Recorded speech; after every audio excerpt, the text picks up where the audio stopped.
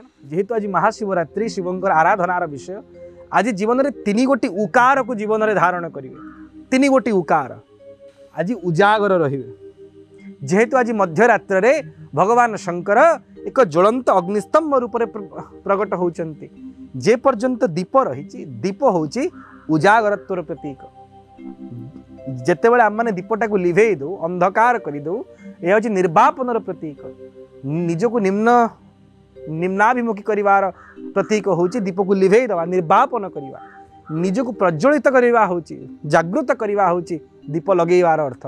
जेहेतु आज भगवान शंकर एक ज्वलंत अग्निस्तंभ रूप में आविर्भूत होते एक प्रमाण स्वरूप एक प्रतीक स्वरूप एक स्वरूप भाव आम आज दीप लगे था समस्ते एवं ता सहित उजागर रही था। प्रथम उकार हूँ उजागर ना द्वितीय रे उपवास।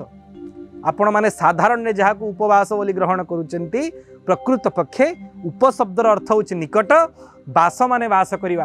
प्रत्येक इंद्रिय माध्यम भगवान शंकर निकट रे वास करिवा हूँ उपवास। 14 गोटी इंद्रिय माध्यम 5 कर्मेन्द्रिय 5 ज्ञानेन्द्रिय आ 4 अंतरेन्द्रिय मन बुद्धि चित्त अहंकार चतुर्दशीर वार्ता हूँ या 14 गोटी इंद्रिय माध्यम भगवान शंकर निकट रे वास करिवा हूँ उपवास।